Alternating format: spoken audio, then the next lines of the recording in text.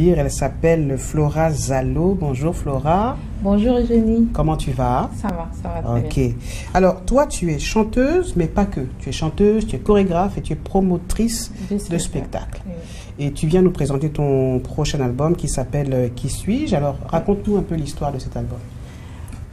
L'histoire de cet album Qui suis-je est un peu une histoire triste qui se termine en bonheur, je dirais, voilà, parce que j'ai pas eu une vie très facile et j'ai décidé comme ça de me remettre à la musique pour pouvoir raconter un peu mon histoire, parce qu'on sait que la musique a plusieurs facettes. À travers la musique, on peut parler d'amour, à travers la musique, on peut partager une tristesse, voilà, donc c'est ma manière à moi de partager tout ça avec les personnes qui m'aiment et puis ma famille. Donc, Alors, il y a encore des parents aujourd'hui qui refusent que leurs enfants fassent de la musique. Ça a été ton cas? Oui, ça a été mon cas. Pourquoi? J'ai commencé la musique à l'âge de 8 ans. C'est pas moi, dans une chorale. Okay. C'est pas moi qui l'ai voulu, c'est une histoire de famille. Parce que mes parents, du côté paternel, ont construit l'église méthodiste, protestante méthodiste. Donc c'est une histoire de génération en génération. Et quand j'ai eu l'âge de 8 ans, mon père il m'a mis de force. Dans cette chorale. Et il savait lui-même, il savait pas les compétences et les talents que sa fille avait. Et quand il m'a mis dans cette chorale, quand il m'a inscrit, ça s'appelle les Chérubins. Et tout de suite, c'est passé. Et j'ai été même mis comme soliste de la chorale. C'est moi qui faisais les chœurs, tout ça. Et du coup, il était tellement ravi et content. Il m'encourageait, mais par contre, ma mère, non. Elle ne voulait pas? Elle ne voulait pas. Et quand j'ai eu 15 ans, parce que j'étais quand même un enfant récalcitrant, j'ai arrêté. Rebelle. Et j'ai arrêté la musique, et la musique m'a rattrapée en 2006, quand j'ai connu... À travers la danse? Non. La danse, j'ai commencé à l'âge de 14 ans. D'accord. Voilà. D'abord, c'était les concours de danse dans le quartier. En fait, tu étais une artiste, voilà. Une vraie artiste. Une vraie artiste. Okay. Et j'ai connu comme ça le groupe Nikisav Kadans qui venait s'installer dans la ville où j'étais en Côte d'Ivoire. Et c'est ainsi que j'ai passé le test et ils m'ont gardé. Mais vu que mes parents toujours n'étaient pas vraiment d'accord, donc je pouvais faire que les répétitions, je ne pouvais pas prester, je ne pouvais pas faire du clip, jusqu'à ce que je rentre en France à mes 18 ans. Et je me fais repérer par un grand frère de la musique du Zouglou qui s'appelle Magadindin, lors d'un événement qui est tombé fou amoureux de ma voix. Et c'est ainsi qu'il m'a produit en 2007. Mais malheureusement, pour des raisons de santé, je n'ai pas pu vraiment aller plus loin. Et je réapparais en 2021 en tant qu'artiste chanteuse. Donc, c'est pour ça que l'album s'appelle Qui suis-je? Exactement. Donc, ça raconte un peu ta traversée du désert. Voilà, ça raconte un peu ma traversée, l'amour, un peu tout ce que j'ai vécu. Je veux aussi faire des éloges à ma mère. Vraiment, c'est un peu mon vécu. Alors, si elle te regarde maintenant, elle doit se dire, mais ma fille, elle n'a pas lâché, quoi. Ah oui, ma mère aujourd'hui, elle est très fière, mon père aussi. Parce que en 2021, j'ai été en Côte d'Ivoire où j'ai organisé un festival dans mon village. Et pour la première fois, mon père, lors d'une interview avec une chaîne de télé en Côte d'Ivoire, il a pleuré. Voilà, il s'en est voulu le fait qu'il ne m'a pas laissé faire. Et il a eu des remords, mais il est fier, il est très fier de la personne que je suis devenue et d'avoir lutté aujourd'hui pour être, je dirais, une star, hein, par rapport à mes origines en tant que région? Je viens d'Abidjan, à Bobo Doumé, donc je suis d'Abidjan. Donc je suis un peu la star de mon village, donc ils sont fiers. Ils sont contents. Ils sont contents, ils parlent de moi. Oui, notre fille, elle chante, elle organise des spectacles, voilà, donc ils sont très fiers. Alors, on sent bien que tu as eu une période très très difficile et tu es assez jeune. Est-ce que tu pourrais nous raconter ce qui s'est passé? Est-ce que tu pourrais nous dire un petit peu, nous raconter un peu cette traversée du désert? Quand je suis arrivée à mes 18 ans, qu'est-ce qui fait que tu quittes la Côte d'Ivoire? Je quitte la Côte d'Ivoire parce que pour moi, j'avais un peu raté ma vie au fait. C'est que j'ai toujours voulu faire la musique et la coiffure. Okay. Ce sont mes passions et je suis très talentueuse dans ce domaine-là. Et mes parents, vu qu'ils ne voulaient pas, ils forçaient. Mais en fait, à quoi ils te décidaient, tes parents? Qu'est-ce qu'ils voulaient que tu fasses? Mon père, il voulait que je sois avocate. Okay. Donc ma mère, c'était plus le droit et après j'allais choisir et ça n'allait pas.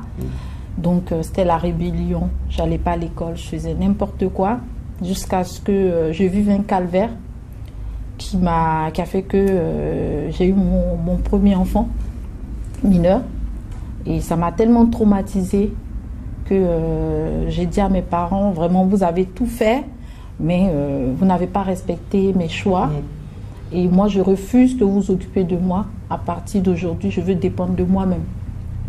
D'accord, donc comme ça tu décides de venir en France à cause de ça? Non, je décide de quitter la maison pour vivre dans la rue. Ouais.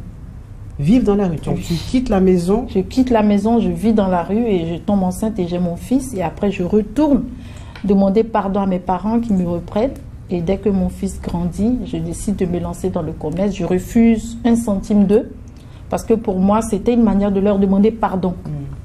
Donc je me débat dans le petit commerce jusqu'à ce que j'achète mon billet d'avion vu que je suis née en France et j'ai la nationalité française. Donc à mes 18 ans, je viens en France et je me retrouve chez ma tante. Et je retourne sur le métier que j'ai toujours voulu, très passionné, qui est la coiffure. Donc j'étais à l'école de coiffure et j'ai eu mon CAP. Je me retrouve encore dans la musique qui me rattrape avec l'artiste Magadinda, qui me lance. Et malheureusement, je fais un AVC. Eh bien, dis donc. Ouais. Alors là, ta vie est un roman. Oui, je fais un AVC et de l'AVC, je passe à un Guillain-Barré. Du Guillain-Barré, je ressors avec une polynévrite. Donc, je me retrouve en fauteuil roulant pendant... C'est vrai, ça? Oui, pendant plus de 5 ans. Et tu as quel âge, si ce n'est pas indiscret? J'aurai bientôt 40 ans. Je lui aurais donné 18 ans. Tu auras bientôt 40 ans? Oui. Eh bien, alors chapeau. Ouais. Et plus de 5 ans, je reste en fauteuil roulant. Et 5 ans en fauteuil roulant? 5 ans en fauteuil roulant. Je ne parlais pas. Tu avais un compagnon, tu avais des personnes qui t'accompagnaient? Il y avait mon ex-mari qui n'était jamais là.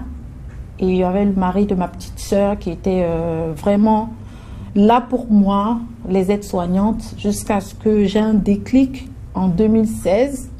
Où je dis à mes médecins, j'aimerais que vous dosiez un peu au niveau des médicaments. Je veux me remettre à mon activité qui m'a toujours plu, la coiffure. Pendant que tu étais dans cette période où tu ne pouvais rien faire, tu étais malade, à quoi tu pensais? Qu'est-ce qui te faisait tenir debout? Pendant cette période, au fait, je demandais à Dieu de m'appeler auprès de lui. Parce que j'ai pas connu ça, au fait. J'ai toujours été cette fille joyeuse, garçon manqué, qui aimait la vie, qui traînait dans les boîtes de nuit, les bars d'Abidjan, à passer son temps à danser. Tellement j'étais passionnée par la musique. Avant, je ne pouvais pas danser et puis les gens vont rester assis. C'est pas possible. Alors, qu'est-ce qui a causé justement ces maladies, en fait? Les médecins m'ont dit que je suis très émotif. Donc, au fait, mon passé m'a rattrapée, au fait. Je me suis sentie coupable, je culpabilisais et c'est tout ça qui a fait que j'ai fait l'AVC. Et puis avec la vie aussi, quand on est en couple, voilà, émotionnellement c'était très difficile. Donc après je suis passée au Guillain-Barré qui m'a paralysée et puis voilà. Donc on comprend bien pourquoi le titre de l'album s'appelle Qui suis-je? Parce que quand on sort de ça, de ces moments pénibles et qu'on revient à la vie, on se dit... en fait, on a envie de se recréer une nouvelle identité. Exactement. Une nouvelle personnalité. Exactement, parce que les médecins, dans tous les diagnostics, pour les médecins, je devais plus jamais, c'est-à-dire j'allais plus jamais remarcher, au fait. Alors que moi, j'étais cette fille qui portait des talons de 15 cm, de 18 cm. Et les médecins te disent que tu ne peux pas marcher, tu es alité. Tu vois tes enfants en train de jouer, tu ne peux même pas t'en occuper. C'est d'autres personnes qui viennent te donner la douche. Ainsi de suite, je ne vais pas rentrer dans les détails. Donc moi, c'était que Dieu me prenne, au fait, parce que c'était pas ma vie. Jusqu'en 2016, où je fais le déclic, comme j'ai dit. Et puis, quand mon médecin arrive, Je lui dis non. Il faudra moins doser pour les médicaments. Est-ce que c'est possible de moins doser? Il a dit non. Vu la douleur que vous avez, vous êtes sur morphine, on ne peut pas. J'ai dit non. J'ai eu ma mère, elle m'a dit de me remettre à la prière. Donc je pense que la prière, il me dit non, bon, vous savez un peu comment ça se passe ici, il ne croyait pas. J'ai insisté, il ne voulait pas. Donc j'ai eu une amie comme ça, avec mon ex-mari, qui ont décidé de m'emmener en Suisse. Et c'est là-bas que les médecins, par contre, ils m'ont écouté. Et ils ont commencé à doser les médicaments. Donc j'étais plus alitée. J'arrivais à être éveillée. Commencé à revenir à la vie. Voilà, j'ai commencé à revenir à la vie. J'ai commencé à être éveillée, écouter la musique, chanter avec mes enfants. J'ai commencé à avoir de la force, à recommencer à faire des nattes. Et c'est comme ça que le déclic est parti. J'ai commencé à faire des vidéos où on me voyait, vu que j'étais sortie du fauteuil roulant, vu que mes médicaments étaient allégés. Donc maintenant, j'étais en déambulateur. Donc je me tenais sur le déambulateur pour faire des tresses et je faisais des vidéos. Et c'est comme ça que je suis devenue Flora Zalo. C'est comme ça que j'ai été connue sur les réseaux, en fait. Flora Zalo, qui a une belle histoire à nous raconter. Une histoire triste, mais également pleine de leçons de courage. Alors, il nous reste 3 minutes, Flora, c'est vite passé. Cet album, Qui suis-je, il sort quand? Il est déjà sorti? Non, il n'est pas encore sorti. Il n'est pas encore sorti. Ok. Il sortira au mois de juillet 2022. Et tu reprendras tes activités de promotrice de spectacle à partir du mois d'avril, c'est bien ça? À partir du mois d'avril, je suis plus en Franche-Comté, Bourgogne et le Jura. D'accord. Où j'ai déjà fait venir des artistes, tout ça. Donc je reprends mes activités. Je donne aussi des cours de danse de Mapoka. Voilà, que j'ai commencé, que j'ai commencé depuis 2 semaines. Oui. Et ça, tout est sur mes réseaux. Voilà. D'accord. On tape juste Flora Zalo et on a toutes les informations. Voilà, sur TikTok, Snapchat, un peu partout. Flora Zalo, merci infiniment d'être passée sur ce plateau Écho de Paris. Je suis vraiment touchée par cette histoire de courage. Oui. Voilà, bravo, merci. Est-ce que tu as un dernier message pour ceux qui te regardent? Oui, mon message, c'est de croire en Dieu. Et voici pourquoi j'ai fait cette chanson qui est reconnaissance.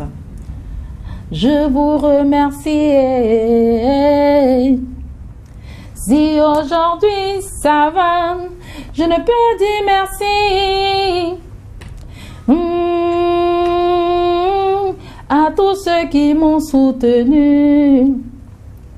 Il y a des hauts et des bas dans la vie. Et il faut se battre dans cette vie, rien n'est facile. Donc, en guise de reconnaissance, je fais cette chanson.